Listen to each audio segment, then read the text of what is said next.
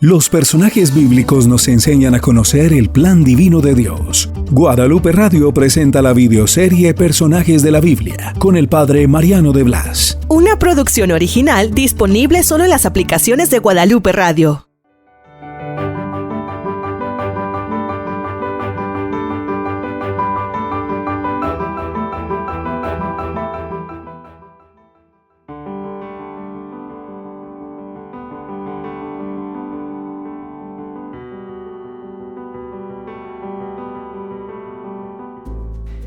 Yo era la tierra con espinas. Era una tierra muy fértil. De hecho, el labrador que me trabajaba estaba muy optimista porque había tenido cosechas exuberantes de todo tipo de hortalizas, de trigo, etc. Y ese año esperaba incluso una cosecha mayor. Y por eso sembró la semilla, puso agua, puso abono, y se dio un tiempo de receso, diciendo, no voy a ir todos los días a ver esa tierra. ¿Y qué es lo que sucedió? Empezaron a surgir las semillas de una forma muy tierna, muy delicada, pero también empezaron a surgir unas malas hierbas. Y fueron creciendo y creciendo más fuertes que la semilla, de tal manera que amenazaban con ahogar esa buena semilla. Y el labrador vino a verme y se pegó un susto tremendo. ¿De qué está pasando con mis semillas? Apenas están creciendo, se van a secar, las van a ahogar las malas hierbas. Menos mal que vine y empecé a arrancar con mucho cuidado todas las malas hierbas. Y dije, cuidado, porque esto puede volver a suceder. Efectivamente, regresé a los 3 días y estaban de nuevo aquellas malas hierbas. ¿Quién las sembró? Nacen solas. La semilla buena sí hay que sembrarla, las malas hierbas nacen solas.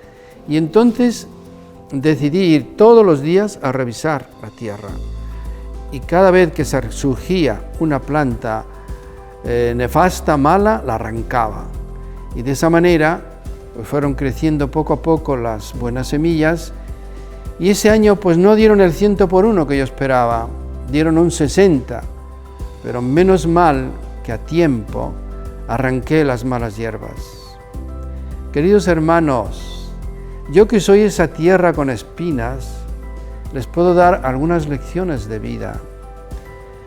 Tú puedes ser una tierra muy buena y en realidad lo eres. Tienes muchas cualidades que Dios te ha dado, muchas capacidades.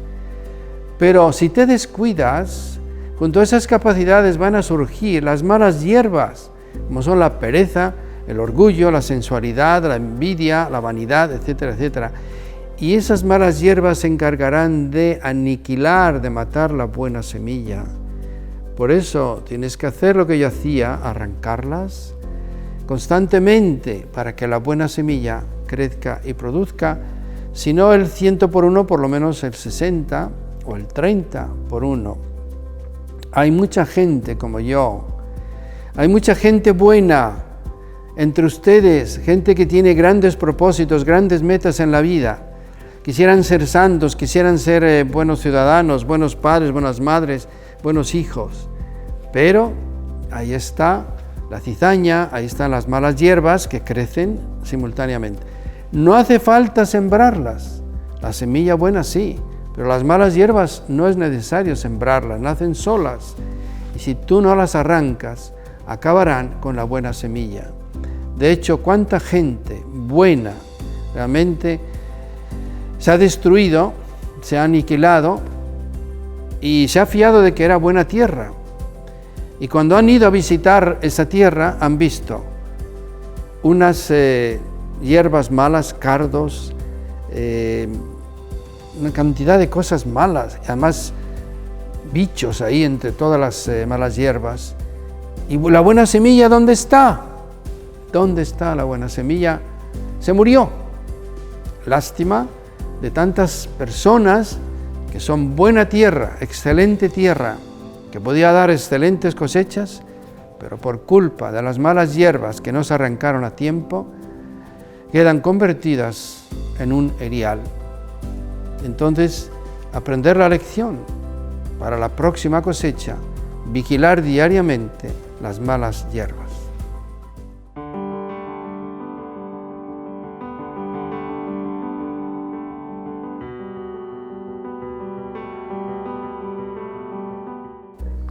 Yo era un vecino de Nazaret y quisiera detenerme a describir quién era Jesús. Jesús fue un niño muy bien portado. Conocíamos perfectamente bien a su padre y a su madre, José y María. Era un niño muy obediente, fue creciendo, se hizo adolescente, llegó a la juventud, llegó a tener 29, 30 años y no se había casado. Y hasta sospechábamos, uno que es demasiado bueno también es algo tonto. Entonces teníamos un poco esa idea. Respetaba mucho, por ejemplo, a las mujeres, pero nunca se confió con ninguna. Y eso nos llamaba mucho la atención. A esa edad ya todo el mundo está casado y él no. Y yo me enteré de que, porque estuve presente, de lo que pasó en las bodas de Caná. Resulta que se acabó el vino, y eso es un desastre cuando hay hombres sin vino, se acabó la fiesta. Y entonces vi que la madre de Jesús, que estaba ahí presente, se le acercó y le dijo algo al oído. No alcancé a saber qué le decía, pero enseguida les dijo a los servidores, hagan lo que él les diga. Y fueron con él y dicen, ¿qué hacemos? Y vi que les mandó llenar las tinajas, eran 6 tinajas, de 100 litros cada uno. Y las llenaron de agua. Y yo pensé, a lo mejor quieren que se laven de nuevo los pies, porque eran para las abluciones. Y luego vi que tomaron una jarrita, le llevaron al maestresala. Yo digo, ¿qué están haciendo? ¿Le llevan agua para que se le baje la cruda o qué? Resulta que dijo el maestresala al novio, que estaba embelesado ahí, oye, tú haces las cosas al revés. Primero se da el buen vino y cuando ya están un poco tomados, se les da el malo para que no se emborrachen. Y tú has hecho al revés. Has dado primero el malo y ahora el mejor vino.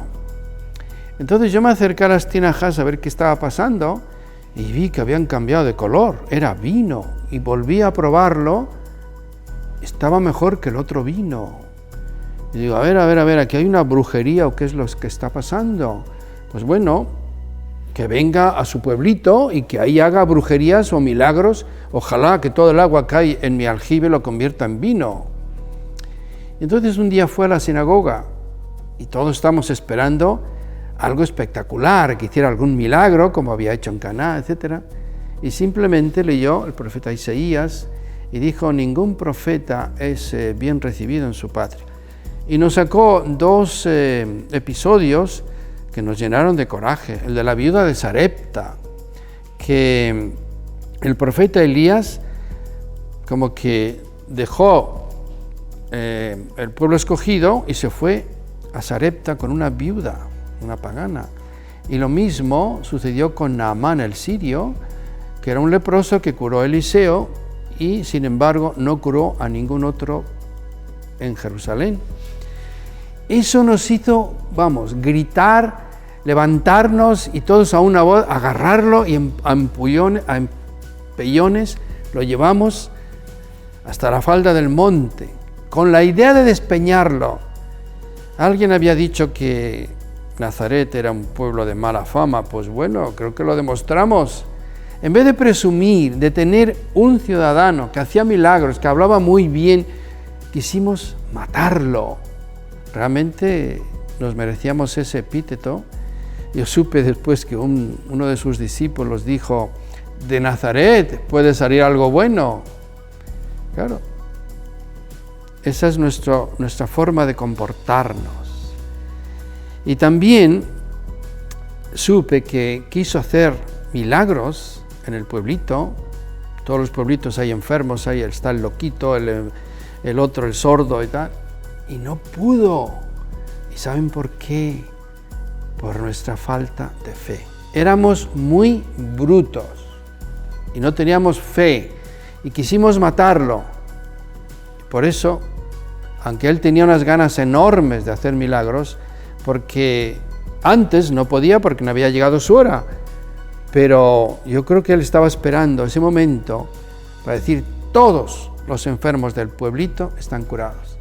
Sin embargo, siguieron enfermos y solo curó a alguno que otro que se había acercado al pueblito de Nazaret. Bien, queridos hermanos, no se trata de que nosotros digamos: Jesús es esto y tiene que hacer esto y tiene que hacer esto, y si no, que es lo mismo que si eres el Hijo de Dios, baja de la cruz. A Dios no se le discute, se le acepta. Y si hay alguna cosa que no se entiende, se pregunta, eso no tiene problema. Pero realmente, si se van a portar como nosotros, no lo hagan. Realmente nos merecemos el título de pueblo malo, Nazaret.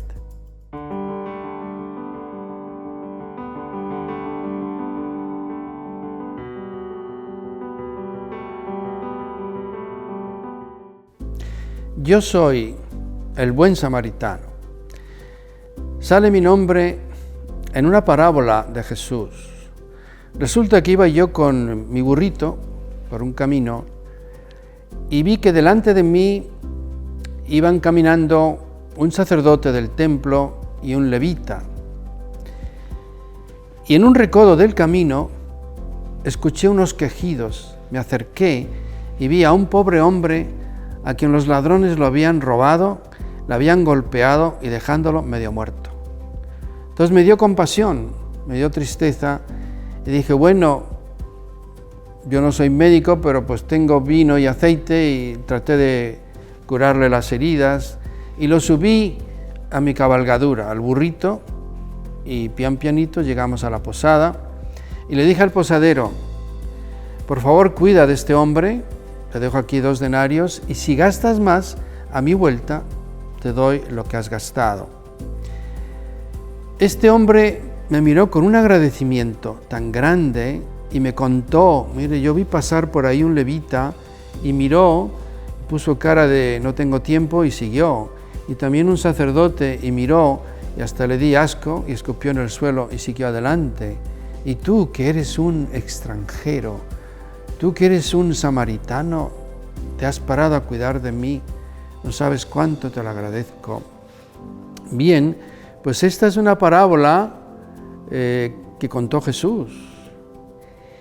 Y yo les diría a ustedes, queridos hermanos, que cuando pregunten a Dios qué tengo que hacer para alcanzar la vida eterna, pues recibirán la misma respuesta que aquel que preguntó a Jesús: cumple los mandamientos, ama a Dios con todo tu corazón y al prójimo como a ti mismo. Y como él se quiso excusar, preguntó: ¿y quién es mi prójimo? Y es cuando contó mi historia, la historia del buen samaritano. Si tú preguntas: ¿qué tengo que hacer para alcanzar la vida eterna?, te va a decir lo mismo: hoy cumple los mandamientos, siguen vigentes como siempre. Y si tú preguntas: ¿y quién es mi prójimo?, todo el que anda con necesidades. Porque Jesús preguntó a ese doctor, le preguntó: ¿sabes quién es tu prójimo? Pues el que cuidó de que estaba herido. Y le dijo: pues anda, haz tú lo mismo. Entonces Jesús hoy te diría a ti exactamente eso: anda y haz tú lo mismo. Porque el mundo está lleno de robados, de violados, de gente triste, de gente abandonada, de gente, ancianos abandonados, niños abandonados, enfermos tirados por ahí a la basura. Entonces, si quieres realmente portarte como el buen samaritano, como yo, cuida de esos enfermos, cuida de esas personas abandonadas. Posteriormente yo escuché en un sermón de Jesús esto, que es muy importante: todo lo que hacéis a los demás, me lo hacéis a mí. También dijo: tuve hambre y me diste de comer, tuve sed y me diste de beber, estuve en la cárcel y me visitaste. estuve enfermo y cuidaste de mí. Y entonces yo me sentí aludido. Resulta que yo había tenido cuidado de un pobre malherido que había sido robado, y resulta que Jesús tomó eso como hecho a sí mismo. La religión que Él va a traer al mundo es exactamente esa, la religión del amor, la religión del cuidar de los demás, de todos que son mis hermanos.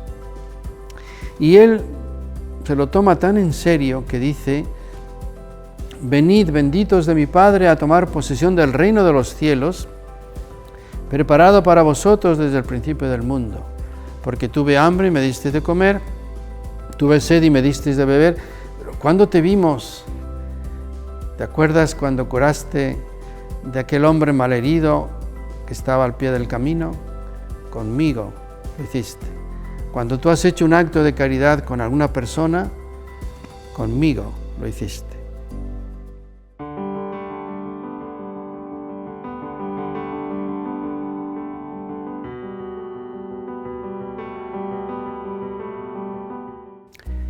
Yo soy un chiquillo de la plaza, de los que jugaban con sus compañeros en los tiempos de recreo, cuando íbamos al colegio. Pues bien, ese día estábamos varios amigos y habíamos llevado unas flautas y empezamos a tocar como podíamos. No éramos grandes artistas, pero empezamos a tocar canciones muy alegres. El Señor es mi pastor, nada me faltará, ese salmo tan bonito. Y esperábamos que los compañeros pues bailaran, pero no nos hicieron ningún caso, hasta se burlaron, dijeron: ¿eso qué son? ¿Cañas o son flautas? Y además tocan muy mal, se burlaron de nosotros todo lo que pudieron. Y luego se nos ocurrió tocar canciones tristes, aquello de cuando estábamos en Babilonia, nuestros enemigos nos pedían: cántenos un cantar de Sión. Nosotros decíamos: ¿cómo vamos a cantar un cantar de Sión en tierra extranjera? Que se me paralice la mano derecha, que se me pegue la lengua al paladar, si no tengo a Jerusalén en lo más alto de mi vida. Y pensábamos que iban a ponerse tristes, que iban a llorar, y nada. Les dijimos: qué malos son ustedes. No, es que no teníamos hoy ganas ni de ponernos tristes ni de bailar. Tenemos cosas muy importantes que hacer el día de hoy. Bueno, pues nos fuimos. Bueno, nos íbamos a marchar, pero vimos pasar un señor que parecía un rabí, porque venía con sus 12 discípulos, y oímos que comentaba a uno que se llamaba Pedro: oye, Simón, fíjate qué bien cantan esos niños, ¿te has fijado? Y Simón dijo: pues sí, cantan muy bien. A mí me recuerdan cuando estaba yo de chiquillo en Nazaret, que justamente en la plaza del pueblo pues nos poníamos a tocar canciones alegres y todos se ponían a bailar, todos los demás niños muy contentos, y cuando tocábamos canciones tristes se ponían tristes, ¿no? Pues yo me enteré después, yo me llamo Benjamín, era uno de los niños, de que Jesús en uno de sus sermones a la gente nos había mencionado. Dijo: me encontré unos niños que tocaban la flauta muy bien y les aplaudimos. Y luego además les dijo, eso ya poniéndose más serio: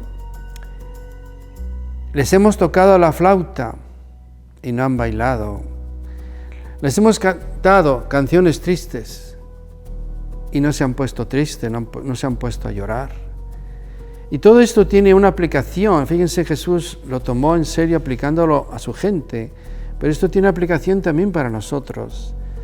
Por ejemplo, a ti, pongamos el caso de Guadalupe Radio, te hablan, te invitan, te dicen: haz esto, haz aquello, no hagas esto, y hemos tocado la flauta y ni caso nos has hecho. Bueno, seguiremos tocando la flauta, a ver si con el tiempo haces caso y te pones a bailar o te pones triste, es decir, a ver si reaccionas. Porque te invitan, por ejemplo, a ir a misa, te invitan a confesarte, te invitan a un retiro, te invitan a un congreso, te invitan a una donación en los radiotones y no haces ningún caso. Bueno, pues igual que Jesús decía a aquella gente, les hemos tocado la flauta y no nos han hecho caso, pues hoy sigue siendo lo mismo. Entonces, ojalá que algún día tú puedas decir, ahora sí quiero escuchar la flauta, ahora sí quiero escuchar la voz de Dios, ahora sí quiero cambiar de vida, ahora sí quiero convertirme, sobre todo teniendo en cuenta los periodos de la liturgia. Cuando llega, por ejemplo, la Cuaresma, pues es un tiempo muy oportuno para escuchar esa canción que viene del cielo, que me invita a convertirme. Cuando llega el Adviento, es otra época también muy buena para prepararse a la venida de Jesús. Ojalá que cuando te toquen la flauta la próxima vez, sepas reaccionar.